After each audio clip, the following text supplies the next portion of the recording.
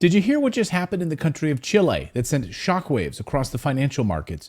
No, probably not. The Western media, of course, hiding that from you. We'll get to that in a minute. Did you hear what Africa just did to the United States dollar? No, probably not. The Western media is also hiding that from you. Did you see what Russia just did to the United States hegemony at their huge conference in St. Petersburg with more than 20 African nations attending? They said, no more American dollar. Enough is enough. No, you didn't see that on CNN because the entire American media infrastructure is corrupt and only concerned with one story, the indictment of Donald Trump. Today, an indictment was unsealed, charging Donald J. Trump with felony violations of our national security laws, as well as participating in a conspiracy to obstruct justice. We are witnessing the greatest financial upheaval in almost 100 years, and they care more about Trump having a box of documents in his house.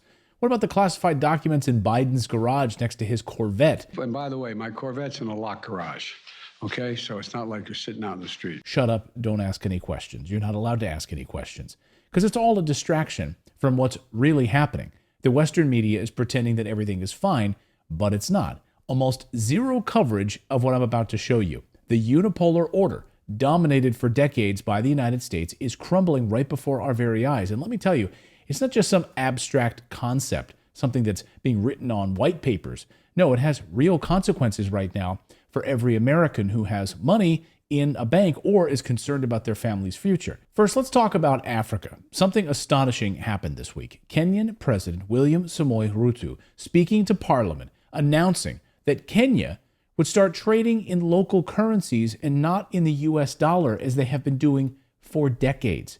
Holy smokes. The cracks are forming. Watch the standing ovation that he received from this speech. From Djibouti, selling to Kenya, or traders from Kenya selling to Djibouti, have to look for US dollars. How is US dollars part of the trade between Djibouti and Kenya? Why? And we are not against the US dollar. We just want to trade much more freely. Let us pay in US dollars what we are buying from the US. But what we are buying from Djibouti, let's use local currency. For far too long, the vibrant and resource-rich continent of Africa has been tethered to the United States dollar. But guess what? Africa is waking up, and it's moving away from the dollar faster than you can say economic independence. They have been kept under the thumb of the West for centuries. African nations are now suddenly embracing regional integration, their neighbors, seeking to reduce their dependence on external currencies. Goodbye US dollar. And just this week, a Zambian politician spoke about how the West has been exploiting and raping Africa for centuries. And Africa is now demanding autonomy. They feel that Russia and China are trusted partners in that endeavor. Just a few months ago, we had a democracy summit in Zambia where it was basically a Western and a US-led conference to draw back cooperation with both China and Russia for the African continent. They want to always dictate to us who our friends should be, who Africa should cooperate with. And they're willing to topple governments, to assassinate our leaders for this. Wait a second.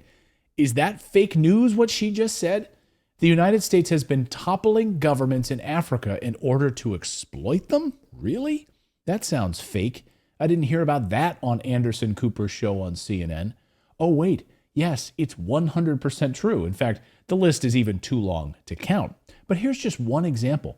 This is Patrice Lumumba. He was the first prime minister of the Democratic Republic of Congo, and he was that leader for about 4 months, from June until September 1960, before he was killed by the West. Yes, the West assassinated him. Do you know what nefarious things he did to deserve to be killed by the West? Well, he was elected on a platform of keeping Congo's minerals and commodities for itself, instead of having them raped by the West. He even told the Western governments, he said, quote, "We are no longer your monkeys." Yes, he said that. He told the West to get out of his country, get out of our mines, get away from our minerals. These are our minerals. The West shook its collective head and said, "We hear you. Yeah, we hear you." But they didn't leave. The Western powers stayed in his mines. He begged the United Nations for help on top of it. They ignored him. Then Congo went to the Soviet Union for help. And guess what? The moment that happened, the CIA swooped in and helped assassinate him. along with the Belgians who were occupying the mines in the Congo. They worked together and took him out. So see how this works? Then the United States installed a puppet government, and the rest is Congo history. I could go on in Egypt and Somalia and Sudan. We'd be here all day. So is it any surprise that unipolar order is crumbling? The bullies are getting bullied themselves? Africa is watching international support moving away from America to China and Russia, and they are making a decision. They want to keep their sovereignty. They want to keep their own minerals, their own resources. Now, that very same politician from Zambia says, we're tired of being exploited.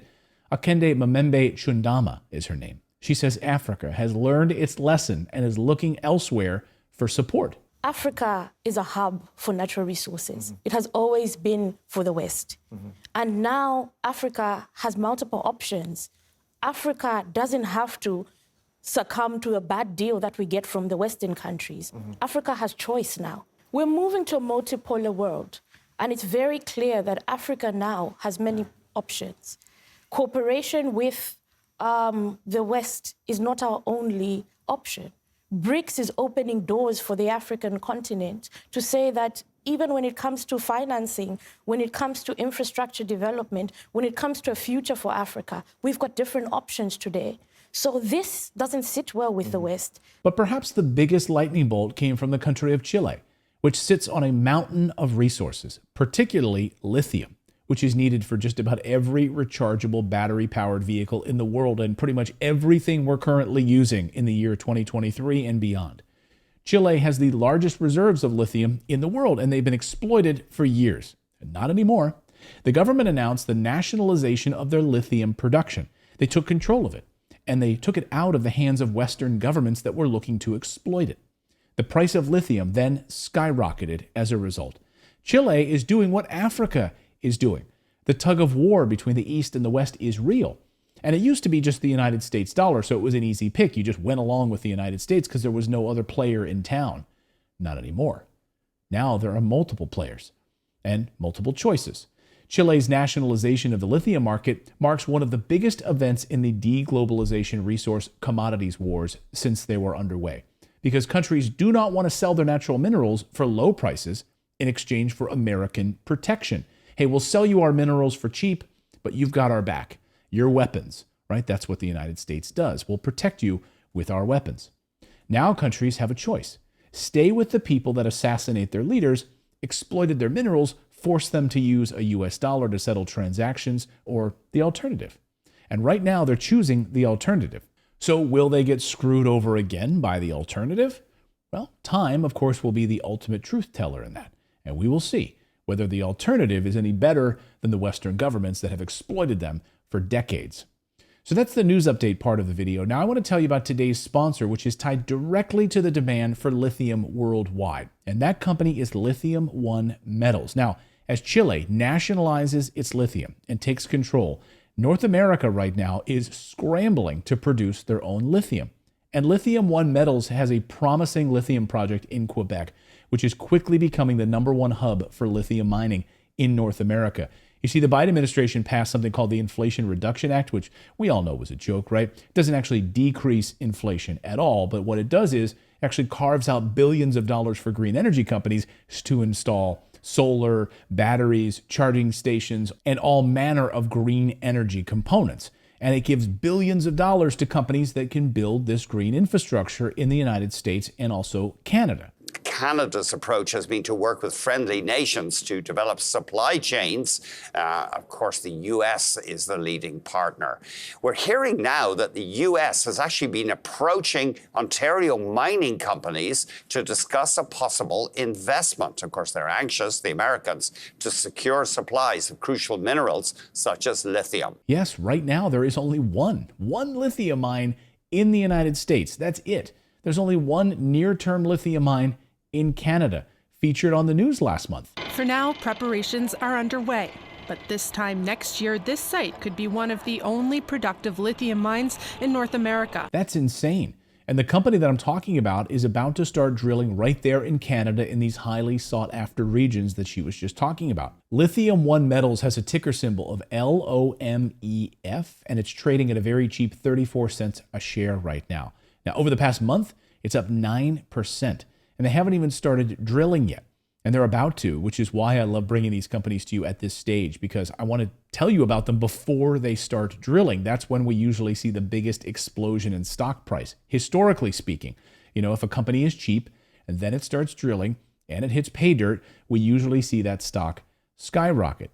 I'm not saying that's going to happen here. No one has a crystal ball, but I usually like to invest in these companies before they announce drilling results. That's the key. So again, they're about to start drilling in one of the most lithium-heavy spots in Quebec, Canada right now. Right now, all countries are reevaluating their bargaining chips, and that makes natural resources more expensive. They're saying, wait a second, why are we shipping our precious minerals overseas for really cheap in order to get protection from something? It's ridiculous. So they're locking down, and the demand now is skyrocketing. Look at the price of lithium after Chile nationalized their lithium. Look at the spike in price, jumped 50%. Now, the reason I'm bringing you this company is because not only do I think there's massive upside if their drilling results are great, but also I love the executive team. The CEO and this team have done this multiple times. Their CEO in his previous company, Bonterra Resources, made a gold discovery that took that market cap from that company from 10 million to 200 million after they found gold in that drilling results. Today, Lithium One Metals has a market cap of 10 million as well. So, will history repeat itself with this same CEO? That, of course, is his goal. So, that's why I'm looking very closely at this company and what it does. On top of all of this, you have companies like Volkswagen, Ford, Tesla, all buying stakes in lithium mining companies right now because the entire supply chain is broken. So imagine what happens if Lithium One Metals hits lithium in their drilling and shows incredible drilling results. Will one of these car companies start to buy a stake in the company? Who knows? Again, I don't have a crystal ball, but at 34 cents a share, I'm going to buy a few shares just to find out. Again, the company has just started drilling in a number of their projects, so timing could be ideal here as they are fully capitalized for this drilling program, and drilling results are going to be arriving very, very shortly. So guys, do your own due diligence on this company right now. Again, the company name is Lithium One Metals, trading at 34 cents a share as of this recording. Their stock ticker is LOMEF, and you need to use one of those bigger brokerages to trade this stock like E-Trade or TD Ameritrade. Personally, I use E-Trade for all of my smaller market cap companies. So, your mileage may vary. You pick whatever you like. So let's see what kind of drilling results they get and where this stock price goes. I'm very excited about it. And we will see you next time, everyone.